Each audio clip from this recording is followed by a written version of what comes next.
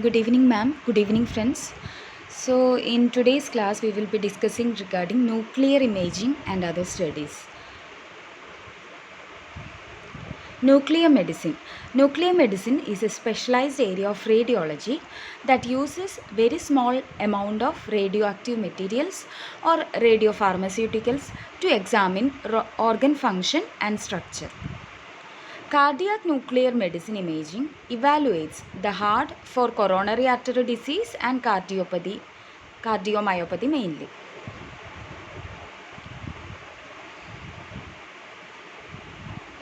Uses of nuclear cardiology.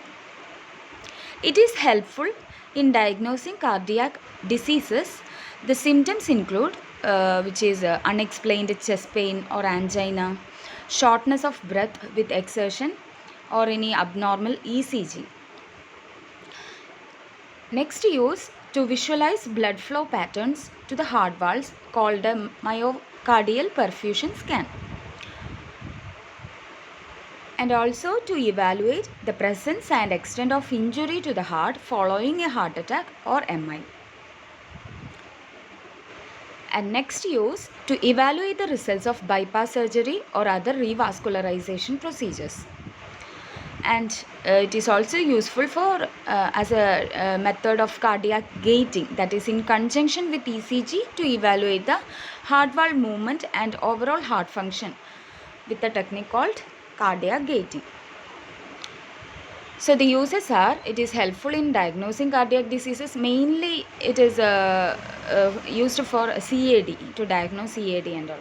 If the patient has unexplained chest pain, angina, shortness of breath with exertion, abnormal ECG, etc. And to visualize blood flow patterns to the heart valves called myocardial perfusion scan. And also to evaluate the presence and extent of injury to the heart following a heart attack or MI. And to evaluate results of bypass surgery or other revascularization procedures, and as a method of cardiac gating. Nuclear cardiology has an integral role in the non-invasive detection of CAD, assessment of myocardial viability, and stratification of risk.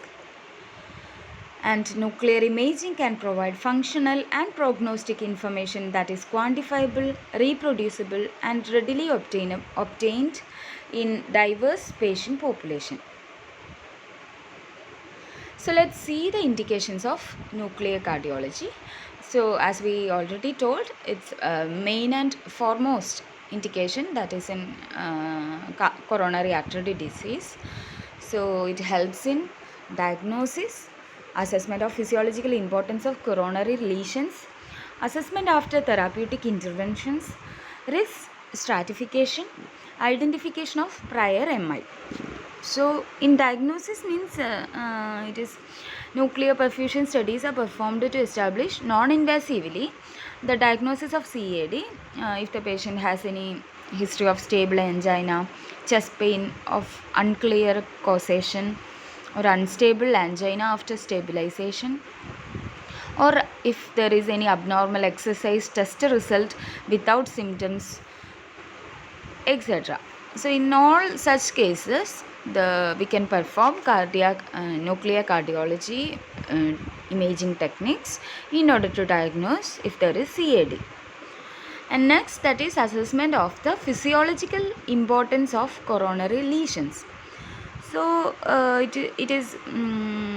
it has a importance of determining the non-coronary lesion, that is to evaluate the specific coronary lesion before proceeding to the percutaneous interventions. So with this we can find the functional significance of a coronary stenosis, that is if there is a moderate to severe stenosis is there and all, everything we can determine through this. And next is assessment after therapeutic interventions. So in the past, perfusion imaging was often performed as a routine follow-up procedure after percutaneous intervention and coronary artery bypass grafting and all. More recent recommendations on appropriate use of this modality suggest that routine screening is asymptomatic in asymptomatic patients who have been successfully revascularized by either method is not necessarily warranted except in the evaluation of patients more than 5 years after CABG. Also, this radionuclide perfusion imaging is certainly appropriate in patients who have undergone prior revascularization and are presenting with recurrent symptoms consistent with coronary ischemia. In that case, we will be able to perform this radionuclide perfusion imaging. Okay. Next is risk stratification. So with nuclear imaging, it is possible to stratify the risk among patients with stable angina or unstable angina, those who have had myocardial infarction, and those about to undergo non-cardiac operations. Next is identification of prior MI. So particularly among patients with angiographically normal coronary arteries, when thrombolysis or coronary vasospasm is suspected, it is afforded by nuclear imaging. That is all about coronary artery disease. And second indication, that is assessment of left ventricular function. So in the past, nuclear imaging was used for this purpose. But recently, in order to reduce the patient's radiation exposure whenever possible, like these imaging techniques are less often used today. But it remains as an accurate method of determining the ejection fraction, left ventricular function, etc. And next is diagnosis of cardiomyopathy. That is mainly to detect infiltrative cardiomyopathies such as amyloidosis or sarcoidosis and all.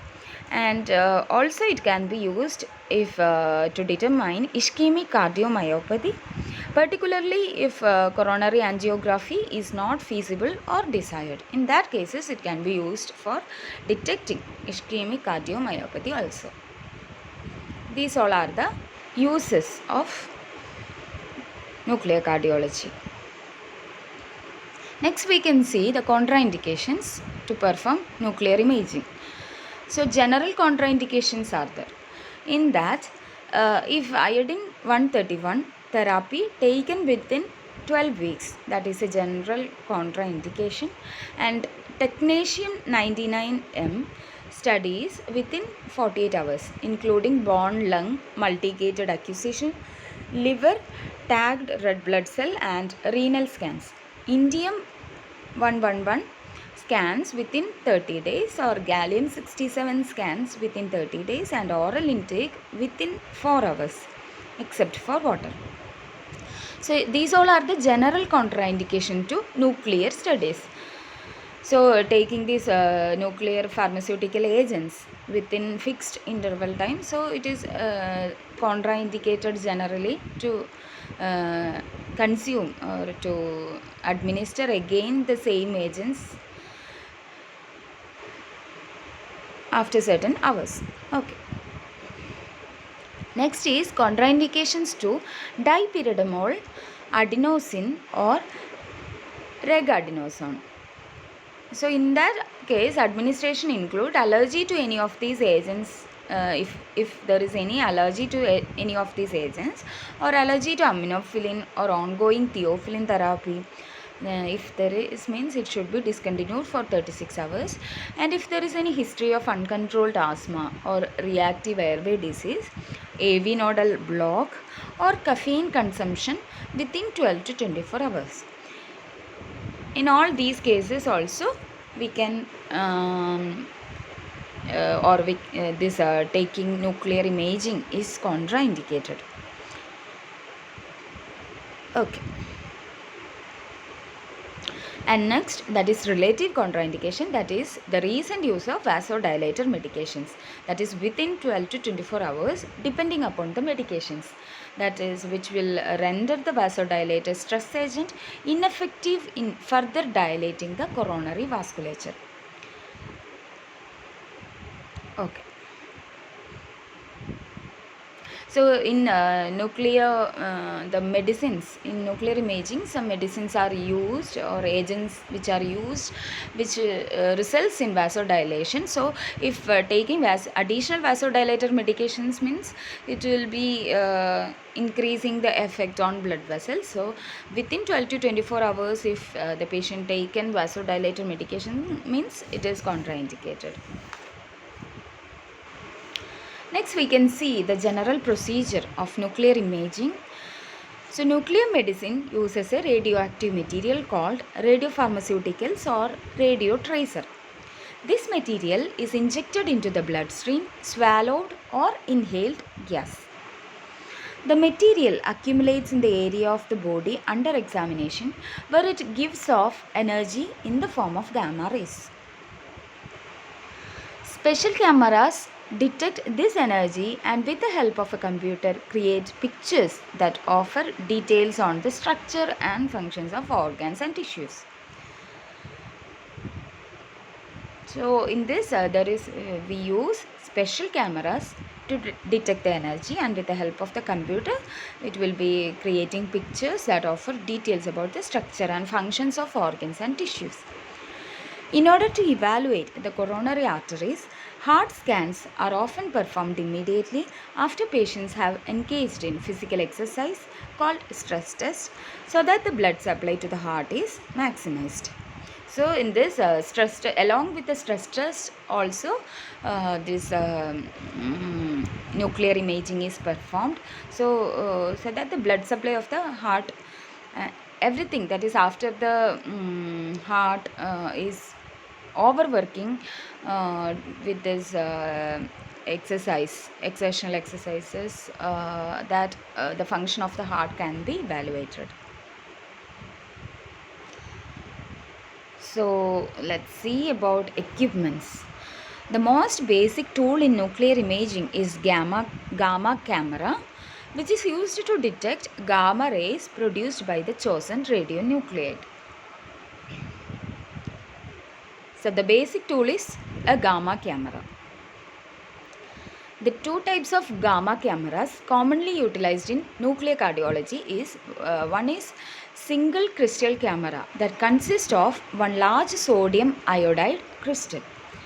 Other essential elements of this camera include collimator, that is a LED device that screens out background or scattered photons, and photomultiplier, which is an electronic processor that translates photon interactions with the crystal into electrical energy. So there is two essential elements of the camera, that is collimator and photomultiplier. Okay.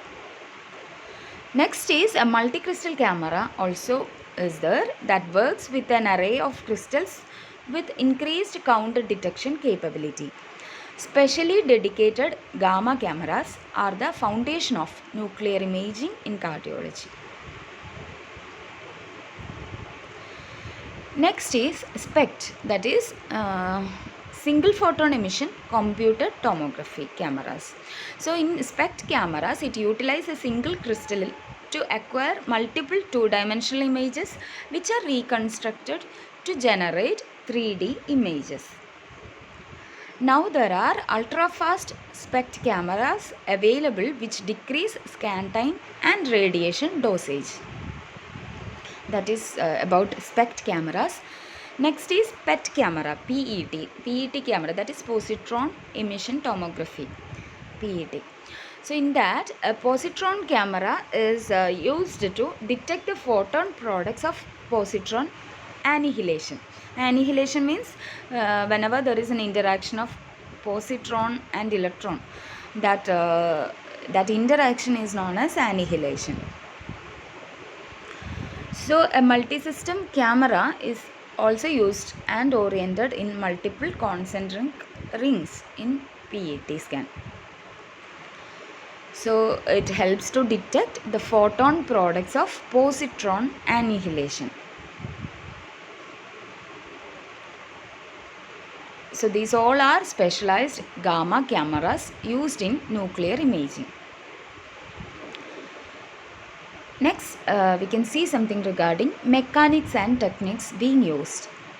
So in image acquisition, there is a planar images that can be acquired in three ways, through anterior or left anterior oblique LAO and left lateral orientation LLO.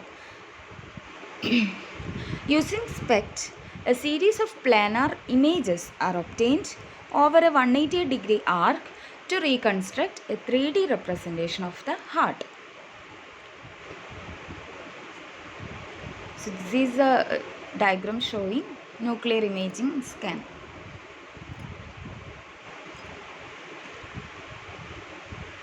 So regarding radiopharmaceuticals, so the used agents, radiopharmaceutical agents used in nuclear imaging include mainly thallium-201 and technetium-99m, and several positron imaging agents are there.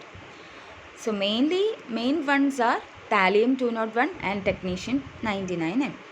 Each possesses specific energy characteristics, kinetic profiles, and biodistribution.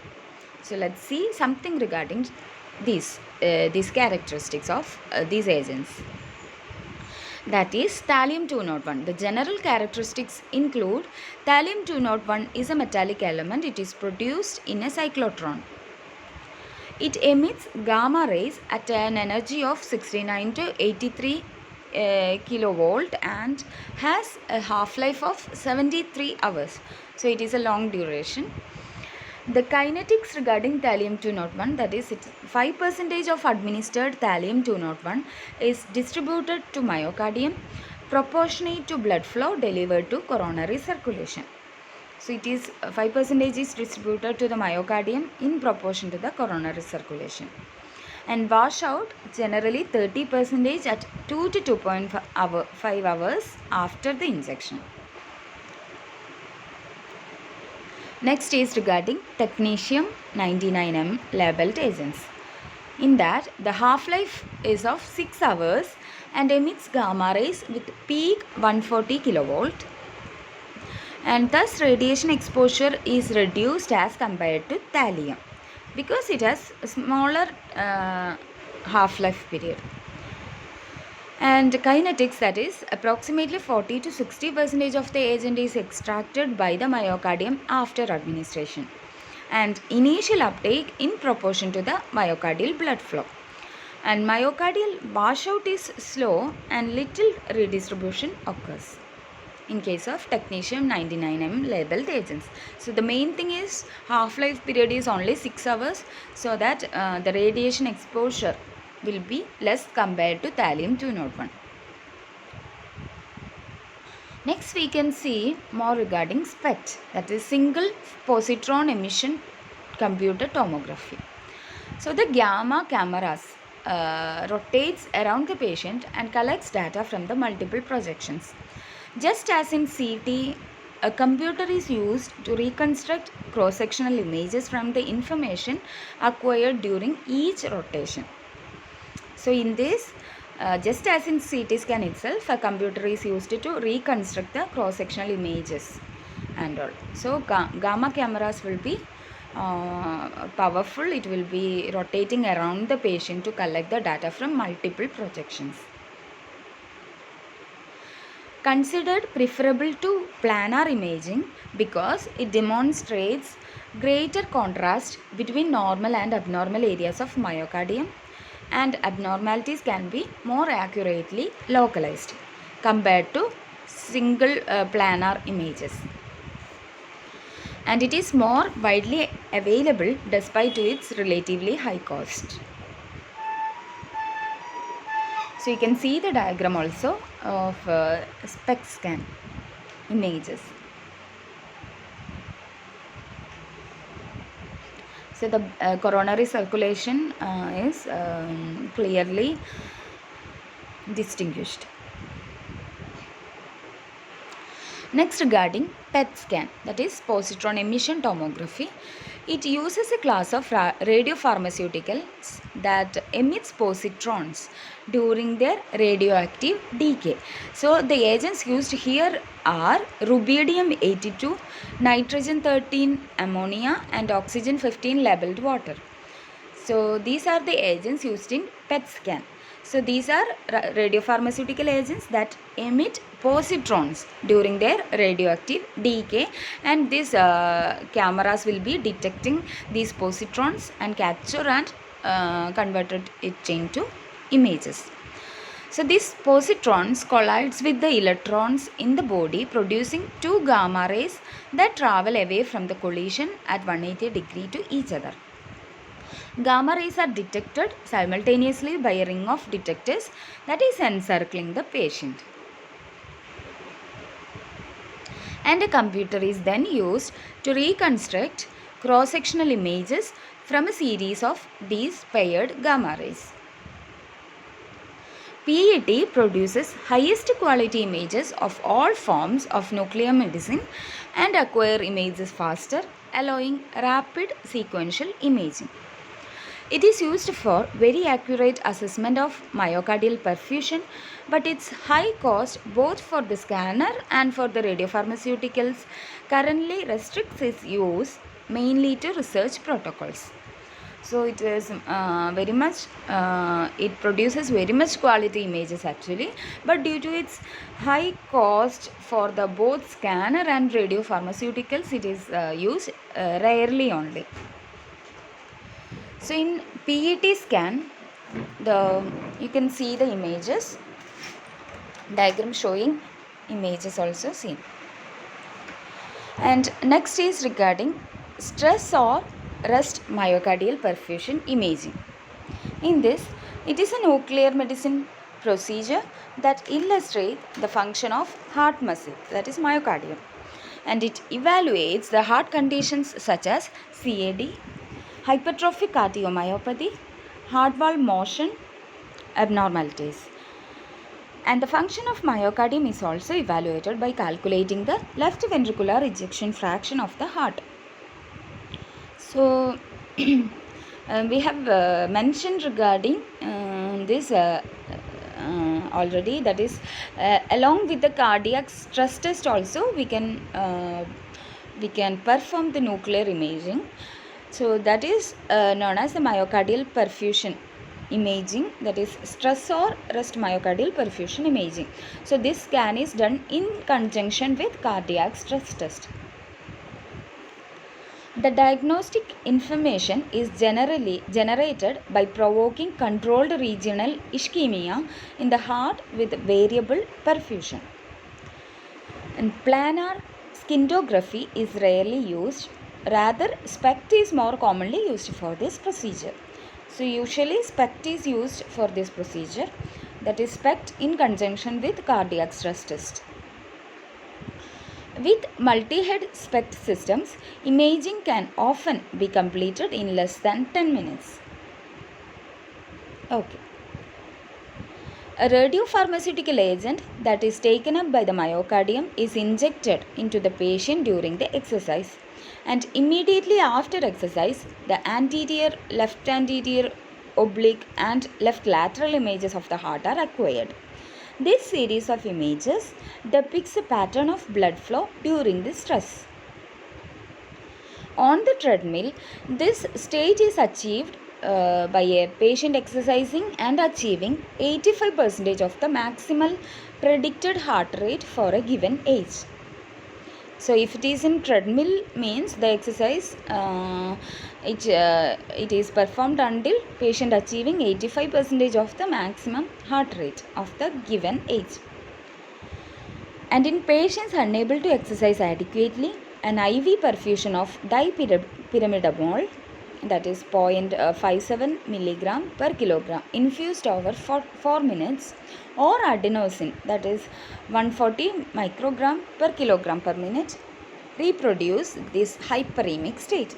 So in patient who can't perform exercise, in them these medicines are administered, that is dipyrimidamole or adenosine, in order to reproduce this hyperemic state. And these agents do not stress the myocardium, but rather it dilates the normal coronary arteries, having little effect on the diseased vessels. So these agents will be dilating the normal coronary arteries, not the diseased vessels, but normal coronary arteries are dilated with these agents.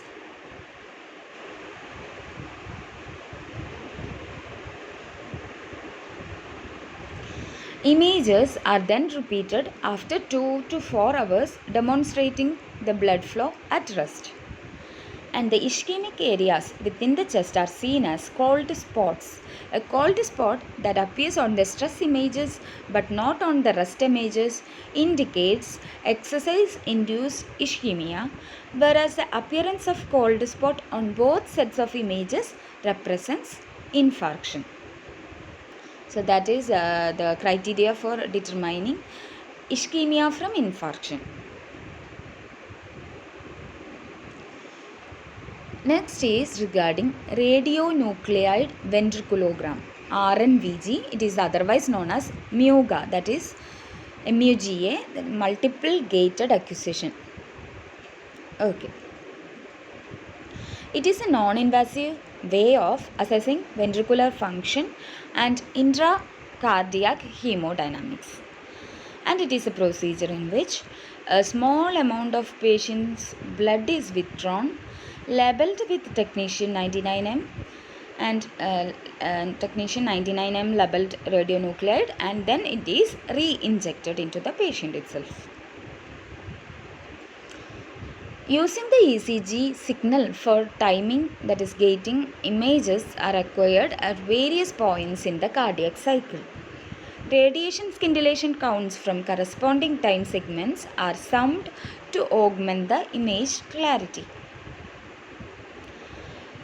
Left ventricular ejection fraction, right ventricular ejection fraction, and segmental wall motion can be calculated with this, and the video display resembles a contrast LV or RV angiogram. So it resembles like a contrast based LV or right ventricular angiogram.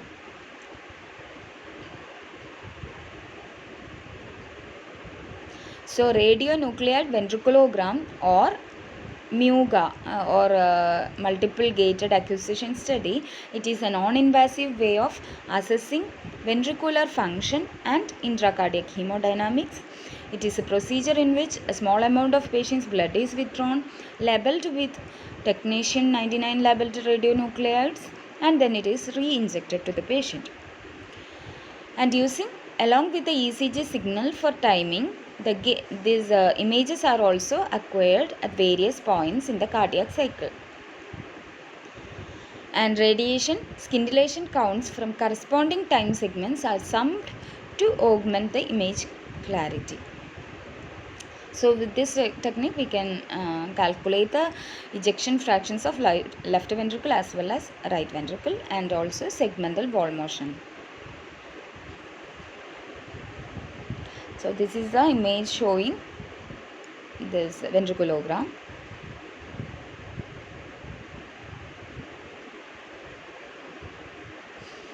And this study commonly used to evaluate the cardiac function in patients with heart failure or valvular heart, or to monitor the potential cardiotoxic effects of commonly used chemotherapeutic agents.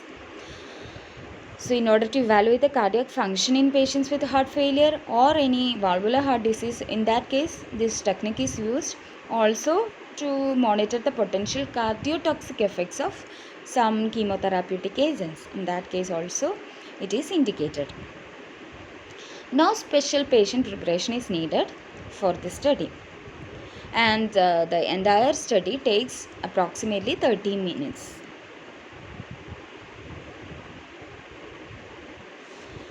Okay, next we can see other modes of imaging techniques. First one, magnetic resonance imaging. So we all know regarding magnetic resonance imaging or MRI scan. It is a medical imaging technique used in radiology to form pictures of anatomy and physiology processes of the body.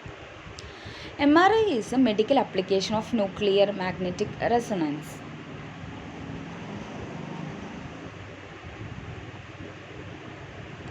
This is the MRI machine in the figure.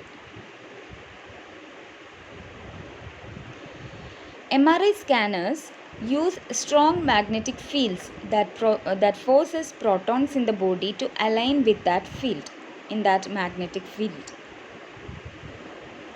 So, when a radio frequency current is pulsed through the patient, the protons are stimulated and spin out of equilibrium, straining against the pull of the magnetic field. And when the radio frequency field is turned off, the MRI sensors are able to detect the energy released as the protons regains with the magnetic field. So in this, when a radio frequency current is pulsed through the patient, the protons are stimulated and spin out of equilibrium, straining against the pull of the magnetic field.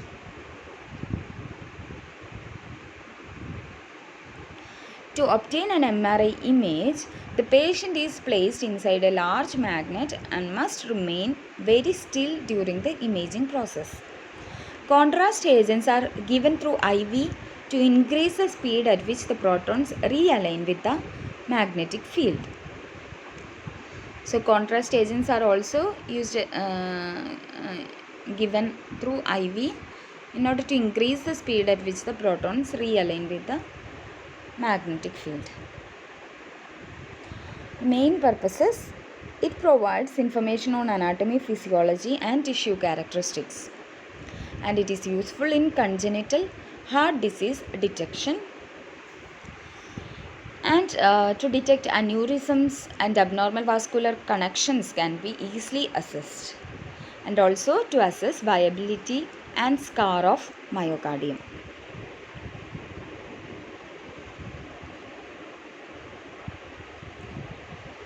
That's regarding MRI scan. Next is computer tomography, CT scan. It refers to a computerized X-ray imaging technique in which narrow beam of X-ray is aimed at a patient and quickly rotated against the body, producing signals that are processed by machines computer to generate cross-sectional images or slices of the body. And these slices are called tomographic images. Once a number of successive slices are collected by the machines, they can digitally stacked together to form three-dimensional image of the patient that allows the easier identification and location of basic structures as well as possible tumors or abnormalities. So once these tomographic images or slices are collected by the machines, they can be digitally stacked together to form a three-dimensional image of the patient. So it helps in easier identification and location of the basic structures, as well as if there is any tumors or any other abnormalities, everything can be clearly understood.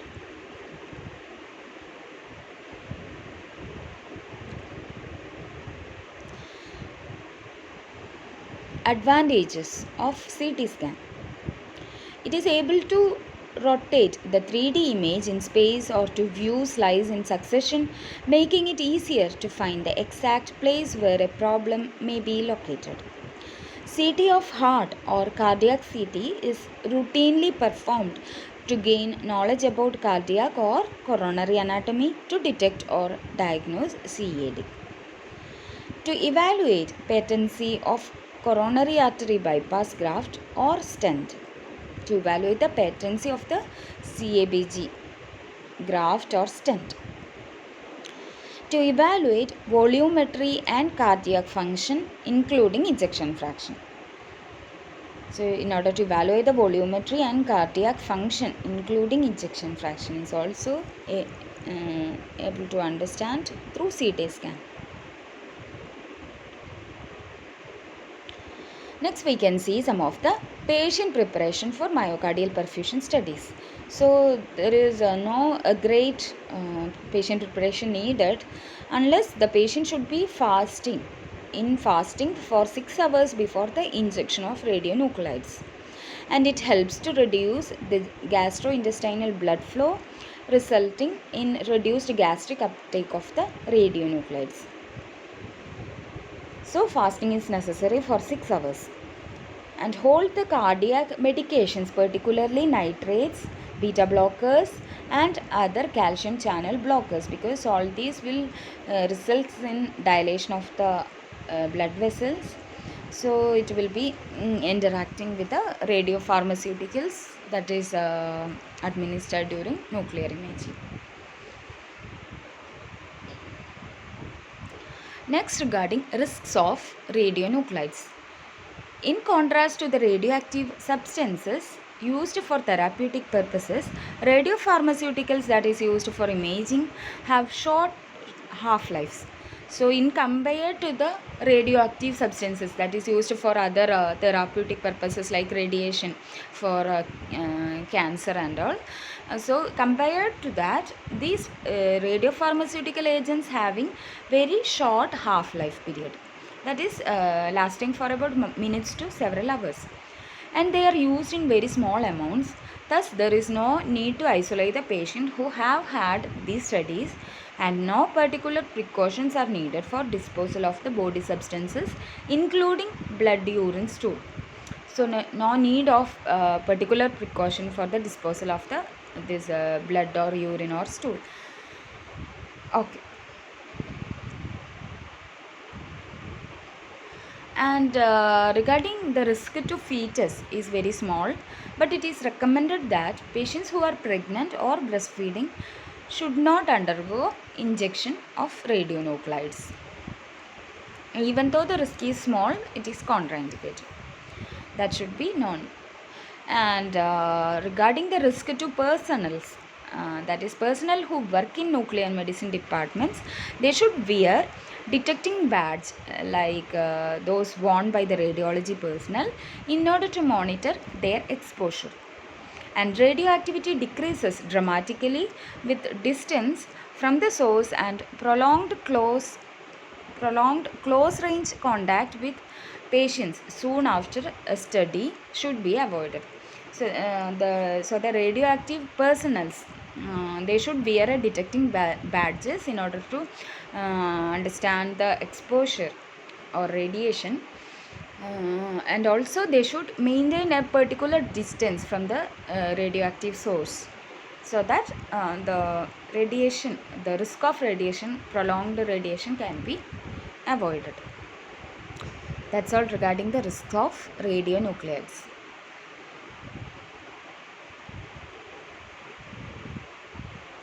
So that's all regarding the today's topics.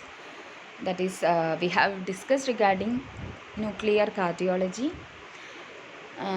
So in that we have discussed regarding the uses, indications, contraindications regarding radionuclide agents like thallium and technetium, and also we have discussed regarding various techniques like